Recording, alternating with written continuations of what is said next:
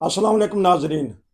मेरे साथ हैं वहादुल्ला साहब जवेद। आजकल यूके लंदन रहते हैं, तो इनको तो मैं अक्सर देखता रहता हूँ, प्रोग्राम इनके सुने भी हैं। तो मैं उनके पास चलूंगा और जो चंद सवालात हैं आज के, उनसे पता करेंगे। जी अस्सलाम वालेकुम। वालेकुम अस्सलाम रहमतुल्लाह। आपने अपनी बचपन, जवानी, बहुत सारा हिस्सा पाकिस्तान में गुजारा और दुनिया में भी फिरे हैं। तो आजकल जो ज़्यादा मौजू बना हुआ टॉपिक बना है, एक तो सियासी हालात हैं, उसमें भी पाकिस्तान के अजीब व गरीब हालात हो रहे हैं।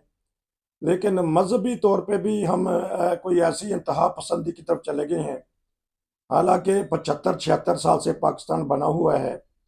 40 साल पहले या 45 साल पहले कुछ हालात बेहतर थे। मजहबी रवादारी थी, आपस में तमाम मज़ाहब मिल के रहते थे।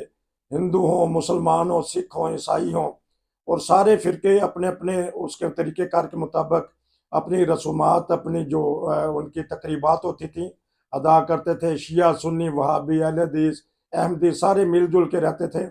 किसी किस्म का कोई झगड़ा या मसला नहीं होता था। हाँ, मुनाजरे वगैरह होते थे, आपने भी सुने होंगे बचपन में या जवानी में। तो अब क्या वजह है कि हमारा मुल्क ऐसा ऐसा उस तरफ चल पड़ा है, जिस तरफ आगे नजर आता है कि तबाही ही तबाही है। जी बताइएगा पाकिस्तानी हालात के बारे में। जी जी, सबसे पहले तो ये बात है जी कि पाकिस्तान के जो हालात हुए हैं उसका मैं तजिया बाद में पेश करूंगा। पहले मैं इंसानियत की इब्तदा से शुरू करता हूँ बात। जी कि जब अल्लाह ताला ने आदम को तख्लीक किया तो फरिश्तों ने कहा कि ओहो, ये तुमने क्या आलमिया कर दिया, ये तो फसाद पैदा करेगा जमीन में। तो अल्लाह ताला ने फरमाया कि जो मैं जानता हूं वो तुम नहीं जानते। फरिश्तों के दिल में सवाल तो रह गया मगर उसका जवाब ना उन्हें मिला, अदब से खामोश रहे। तो मैंने सोचा कि इसका जवाब कभी ना कभी तो फरिश्तों को मिला होगा। तो मैंने सोचा कि इंसान कामिल नबी पाक सल्लल्लाहु सल्लल्लाहु अलैहि अलैहि वसल्लम। वसल्लम की जिंदगी में जरूर उनको जवाब मिला होगा। जी तो फौरन मेरे दिल में ताइफ का वाकया आ गया जी कि जहां जुल्म हुआ नबी पाक सल्लल्लाहु अलैहि वसल्लम पे, वो सबको पता ही है क्या हालत कर दी थी, खूनो खून कर दिया। तो उस वक्त अल्लाह ताला भी जोश में आया, फरिश्ते भी परेशान, मलकुल जब्बाल आ गया कि मैं कहो तो पहाड़ों को मिला दूं आपस में। तो नबी पाक सल्लम ने क्या फरमाया अल्लाहुम्मा सल्ली अला। कि क्या इनकी हिदायत नहीं हो सकती। अल्लाह ताला से कहें कि अल्लाह ताला इनको हिदायत दे दे। यानी कि इतने बड़े जुल्म के मुकाबले में भलाई मांगी उनकी। उस वक्त फरिश्तों को समझ आई कि ये क्या तख्लीक किया था अल्लाह ताला ने। तो ये सारी बात बताने का मेरा मकसद है कि इंसान दो हिस्सों में मुनकसिम है, एक खैर का और एक शर का। अब इंसान ने, जिसने अच्छा पॉजिटिव सोच रखी, खैर की तरफ गया, तो उसने तो जुल्म भी सहे और इनसे बदला नहीं लिया। और जो दूसरा पहलू था शर का, जिसको शैतान ने अपने कंट्रोल में किया हुआ था या किया हुआ है, वो हमेशा मुजालिम जुल्म करता रहा। और ये इंसानियत दो हिस्सों में मुनकसम रही। एक वक्त आया कि जो अमन के पुजारी थे, अमन के दाई थे, अमन फैलाना चाहते थे, अमन की दावत देते थे, अमन की तबलीग करते थे, अमन का पैगाम देते थे, उनको पाकिस्तान से निकाल दिया गया। उस नुमाइंदे को पाकिस्तान से निकाल दिया गया। अब आप सारा कुरान पढ़ लें, जिन्होंने पढ़ा हुआ मेरी बात की पक्की गवाही देंगे कि जिन लोगों ने भी अल्लाह के बंदों को अपनी धरती से निकाला, अपने वतन से निकाला, उनका हाल फिर वही हुआ जो साबका कौमों का हुआ। और चूंकि नबी पाक सल्लल्लाहु अलैहि वसल्लम मजमुआ थे तमाम अंबिया का, खातमुन नबीयीन थे, तो इनकी जितनी खूबियां थी और मुखालफिन में जितनी बुराइयां थी, आज आप पाकिस्तान में सारी की सारी इकट्ठी यकजा देख सकते हैं। अगर ये कौम बचना चाहती है तौबा करना चाहती तो इनको यूनुस अलैहिस्सलाम की तौबा करनी पड़ेगी। जी उसके बगैर यहाँ इस मुल्क में अमन नहीं हो सकता। ठीक। आपने कोई सवाल करना तो कर लें। अब आपने फरिश्तों से बात की तो, लेकिन सूरह बकरा में शुरू में ही अल्लाह ताला ने बता दिया, मुझे मुकम्मल तर्जुमा तो नहीं ज़हन में होगा, मफहूम बता देता हूँ कि अल्लाह ने कहा कि फसाद ना मचाओ। वो कहते नहीं, हम तो इस्लाह करने वाले हैं। अब इंसानों और अल्लाह का मामला आ गया। पहले फरिश्तों का मामला आपने बताया, लेकिन फिर वो बंदे कहते हैं हम तो इस्लाह करने वाले हैं, लेकिन खुदा कहता नहीं, यही है जो जी, जी, फसादी हैं। मैं जी जी मैं आप मैं आपका मतलब समझ गया। जी, यही है जो फसाद करने वाले हैं। बताइएगा। जी, जी, बिल्कुल। ये कुछ मामले गवर्नमेंट के होते हैं, इंतज़ामिया के होते हैं, जी। जो उनका काम होता है। हम्म, जब अवामुन नास गवर्नमेंट के मामले और इंतज़ामिया के मामले खुद अपने हाथों में ले लें या कोई शख्स ले ले, हम्म, तो वो तो ये समझता है कि मैं मुआशरे की दुरुस्तगी कर रहा हूँ, इस्लाह कर रहा हूँ। हम्म, तो अल्लाह ताला फरमाता है कि यही लोग हैं जो फसाद फैलाते हैं। हम्म, अपनी तरफ से वो इस्लाह कर रहे हैं, ठीक। मगर हकीकत में वो फसाद फैला रहे होते हैं। हम्म।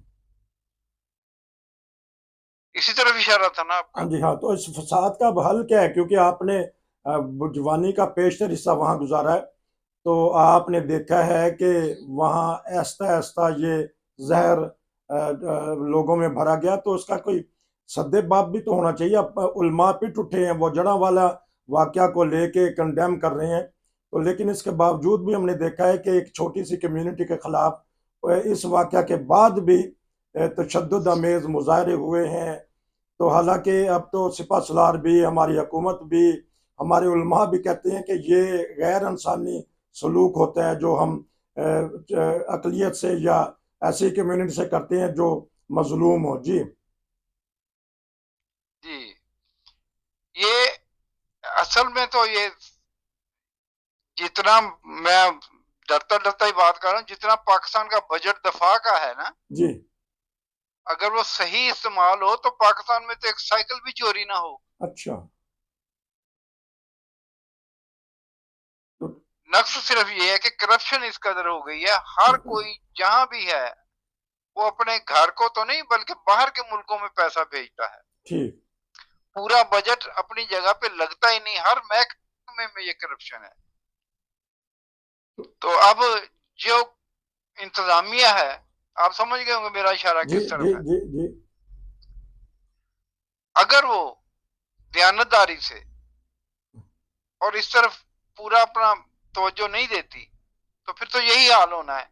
तो अब हम दुआ भी करेंगे और लगता भी है कि इंशाअल्लाह कोई ना कोई ऐसा जरिया अल्लाह ताला करेगा कि जो मुल्क से मोहब्बत करने वाले हैं, अवाम से मोहब्बत करने वाले हैं, जब भी वो हुकूमत में आएंगे, हम्म, उनको एक एक इंसान का एक एक, कहते हैं ना हजरत उमर के जमाने में कि अगर कोई कुत्ता भी दरिया के किनारे फौत हो गया तो वो कहते थे मैं जिम्मेदार हूं। जी। तो इस्लाम तो ये है, कुरान तो ये है, तालीम तो ये है। हम इससे बहुत दूर हट गए हैं। अच्छा, अभी अगर आपने। हम इस तालीम पे अमल करेंगे हम्म, तो यकीनन कामयाब हो जाएंगे ठीक है। अल्लाह के फजल से। इंशाल्लाह। अच्छा, ये है कि अभी आपने एक इंतज़ामिया का जिक्र किया। एक इंतज़ामिया हमारी पुलिस भी है। अगर पुलिस ही खुद ऐसे जराइम में मुलव्वस हो जाए, अभी खबर एक आ रही है संबड़ियाल के इलाका में अहमदिया मस्जिद का मेहराब गिरा दिया गया, और पुलिस ने गिराया इसलिए कि उनको एक धमकी आई थी कि अगर आपने ऐसी हरकत ना की, इसको ना गिराया, तो फिर एक ग्रोह उठेगा, वो सबको मलियामेट कर देगा, फिर जड़ा वाला वैसा हिसाब हो जाएगा।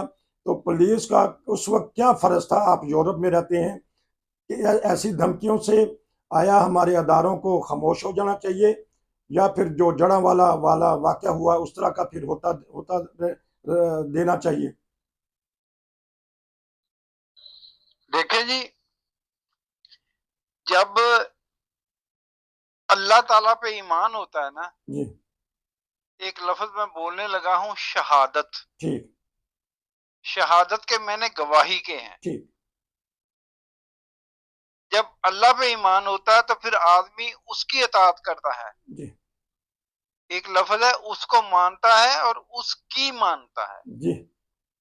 जब अल्लाह ताला को मानता है और अल्लाह ताला की मानता है, तो अपनी ड्यूटी उसको अपनी जान से ज्यादा प्यारी होती है। हम्म। जब दुश्मन को भी पता लग जाएगा, शरीर को भी पता लग जाएगा कि ये जो सिपाही है, ये जो फौजी है, ये जी। जो इंतजामिया का आदमी है, ये जान तो दे देगा वाह। मगर मुझे कामयाब नहीं होने देगा, जी। तो फिर कभी भी वो ऐसी हरकत नहीं करेगा। उसको अपने अंजाम का पता होगा। हम्म। मगर उनको पता है कि ये सारे बुज़दिल हैं, पैसे के भूखे हैं, कोई भी अपनी ड्यूटी पूरी तरह नहीं देगा, तो ठीक है, हम शर फैलाते हैं। पैसे के भूखे के जान की उनको खतरा है कि आगे भी पुलिस की बड़ी पिटाई की है इस गिरोह ने। तो जिस तरह आपने एक बहुत अच्छी मिसाल दी कि अगर बॉर्डर पे जो खड़ा हुआ होता है फौजी, पाकिस्तानी फौजी खास तौर पे शहादतें देते हैं, तो दुश्मन को पता है कि ये मर मिट जाएगा, अपनी धरती की आंच नहीं आने देगा। तो आपका मतलब है कि पुलिस को भी इस तरह के सर धड़ हाँ की जी, बाजी लगा देनी चाहिए। पुलिस को भी अपनी अपनी वर्दी का तकद्दुस कायम करना पड़ेगा। अच्छा। वो तो खुद सीढ़ियां लेके चढ़ जाते हैं ऊपर, जाके गिराते हैं। वही तो मैं अर्ज कर रहा हूँ कि बुज़दिल ही है ना, अल्लाह का, अल्लाह पे नहीं उनको यकीन, हम्म। अपनी नौकरियां बचाने के चक्कर में रहते हैं। आजकल हमारे उलमा बड़ा जज्बात में आए हैं, माफिया मांगते हैं जाके। जो हमारे पादरी साहिबान हैं, ठीक है गलतियां हुई हैं किसी से, तो ये एक तो खुद भी ये इकरार करती है, रियासत भी इकरार करती है कि ये झगड़ा लेन लेन देन का होता है, जायदाद का होता है, जाति दुश्मनी का होता है। और जो ये जड़ा वाला वाकया हुआ या एक दो और वाकये हुए, उसमें तो शराब के परमंड का भी जिक्र आ गया कि दो दोस्तों ने, एक मुसलमान एक ईसाई ने, शराब का कुछ कारोबार करते थे। मुसलमान जो था वो चाहता था कि शराब में मिलावट की जाए, और ईसाई कहता था कि नहीं मैंने वैसे ही बेचनी है। तो ये फिर झगड़ा तूल पकड़ गया, तो एक आबादी को उन्होंने नजर आतिश कर दिया। ये पहले का वाकया है। तो लेन देन का मामला भी होता है हमारे मुआशरे में। बिल्कुल जी, जो होता ही ये है, अच्छा। मजहब की तो बात ही कोई नहीं होती। जी। हमेशा आप हर फसाद के पीछे देखें, कोई ना कोई लेन देन का, दुश्मनी का वाकया होता है। तो अच्छा बता, अब कुछ ना कुछ जो हमारे टीवी एंकर पर्सन है, कुछ ना कुछ उसमें उनमें आती है, वो जिक्र कर देते हैं कि ये अहमदिया कम्युनिटी के साथ या दीगर जो मज़ाहब वाले हैं उनसे बहुत सख्त ज्यादती हो रही है। इंडिया में जब हो तो हम बोलते हैं, इसराइल में हो हम बोलते हैं, कश्मीर में हो हम बोलते हैं, लेकिन अब हमारे मुल्क में ही हो जो इस्लाम के नाम पे कायम है। मैं इसलिए बार बार कहता हूँ कि आप उन्हीं लोगों में थे, तो बाद में आपको अमन का गहवारा में आए, आप इस हसार में आ गए। तो किस तरह पढ़ाया जाता है नौजवानों को, मदरसे के तालिब इल्मों को, तो ये नौबत यहाँ तक आ जाती है, ये बताइएगा देखिए जी, दोस्तों। मेरी मेरी बात से कोई भी आदमी इनकार नहीं करेगा जी। कि छोटे छोटे कस्बों में कई कई मदरसे हैं, जी। और जो बच्चे वहां पढ़ते हैं वो अपने वालदेन, उनके वालदेन इसलिए उनको छोड़ जाते हैं कि उनके पास खाने के लिए नहीं कुछ होता, कहते चलो यहाँ रोटी कपड़ा तो मिलेगा ना। जी। और वो घरों में आके, हर घर से या जो जो घर लगे हुए थे उनसे आके खाना लेते हैं, जी। और खाना लेके एक जगह फिर जाके बैठ के खाते हैं। ठीक। जिनके ज़हन में ये खाना मांग के खाना लिखा है हम्म। कि हमने मांग के ही खाना है, तो फिर ये वो जो ज़हन होगा, वो मेंटालिटी जो परवान चढ़ेगी, बड़े होंगे जब, तो फिर तो वो सोचेंगे ना हम कैसे छीन के खाना हमने निवाला। हम्म। यहाँ देखें, आपको पता है कि जो बड़े बड़े पीर फकीर बने हुए हैं उनके अकाउंट कितने करोड़ों में हैं, जी। सब झूठे हैं। हम्म। क्या कोई सच्चा है? आप बता दें।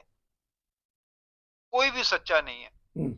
मगर आप कह नहीं सकते, ये बेहुरमती हो जाएगी। जी। मुझे जी। याद है टीवी चैनल पे कोई बात हो रही थी एमबीओ की, तो एक आदमी ने दूसरे से एंकर से कहा कि तुम बोलते क्यों नहीं हो फिर हक में? हाँ कहता जी। मैंने घर नहीं जाना, हाँ जी। मुझे ठीक। तो घर भी नहीं जाने देंगे। जी। इतना नेटवर्क फैला हुआ है इनका। ठीक। तो तो बहादुरी से जो अगर इंसानिया बहादुरी से, दयानतदारी से काम करे, तो वही बात, एक साइकिल भी नहीं चोरी हो सकता। हाँ, नेटवर्क को मिटाने का क्या तरीका है, खत्म करने का क्या तरीका है, ताकि फसाद फिल अर्ज ना हो। क्योंकि अल्लाह कहता है कि फसाद फिल अर्ज जो सा है वो कत्ल से भी ज्यादा या सबसे ज्यादा जुर्म है, उसमें बेगुनाह और गुनाहगार सारे मारे जाते हैं। इसका कोई हल बताइए 2 मिनट में, अगर कर देंगे इंशाल्लाह प्रोग्राम मैं आपसे और करूंगा। फसाद फिल अर्ज और जो पाकिस्तान में फैला हुआ है। बात तो तफसील तलब है, मगर मुख्तसर ये है जी कि इन लोगों ने, मौलवी हजरात ने, कुरान की तालीम को बिल्कुल बिगाड़ के उलट पेश किया हुआ है। जी अगर इस तालीम को अवाम में अवेयरनेस फैला दी जाए, इस तालीम की जी अवाम को आगाह कर दिया जाए कि असल क्या है कुरान। ठीक कुरान तो अमन का पैगाम देता है, जी तो यकीनन ये फसाद खत्म हो सकता है। मगर ये कुरान का तालीम किस तरह फैलाई जाए, ये तो पूरा माफिया है मौलवियों का, जी जो कहते हैं कि ये नहीं मानना हमने। और लोगों कहते हैं, मैंने यहां तक सुना है कि कहते हैं तर्जुमे से ना पढ़ें, आप जी गुमराह हो जाएंगे। जी जी अगर पढ़ना है किसी मौलवी से पढ़ें। हाँ ठीक तो है। अल्लाह मैं ताला इनको तौफीक दे अवामुन नास को कि वो कुरान की तालीम हासिल करें आमीन। और अमन की बात सोचें। अब बहुत शुक्रिया, तो आमीन। इंशाअल्लाह ये कोई मुश्किल काम नहीं है। बस जबरदस्त। अब आखिर में बात कर दी कि अगर जिसको हम आखिरी किताब मानते हैं, जिस रसूल को आखिरी नबी मानते हैं, अगर उनके उसवा पर और कुरान की तालीम पर अमल करेंगे, और तालीम पर अमल करने का बेहतरीन जरिया कि उसको पढ़ें, गौर से समझें, फिर अमल करें, तो तर्जमे के साथ, तो जो फिर सारे चीज़ समझ आ जाएगी। ये थे हमारे वाहदुल्ला साहब जवेद। बहुत अच्छे ईमान फरोज वाक़यात इनके पास हैं, लेकिन आज मैंने सोचा कि जो पाकिस्तान में फसाद मचा हुआ है, गली गली, मोहल्ले मोहल्ले, कस्बा कस्बा, करिया करिया, शहर शहर, इसको किस तरह हल किया जाए, इन्होंने यही बताया कि कुरान की तालीम पर अमल किया जाए। भाईजान आपका बहुत शुक्रिया, फिर इंशाल्लाह आपसे मुलाकात होगी। उम्मीद है कि इंशाअल्लाह जी, नाजरीन आपको हमारे प्रोग्राम पसंद आ रहे होंगे, तो हमारे चैनल को सब्सक्राइब भी करें, दूसरों को भी बताएं। नसीर को इजाज़त दीजिए। अस्सलाम वालेकुम। अल्लाह।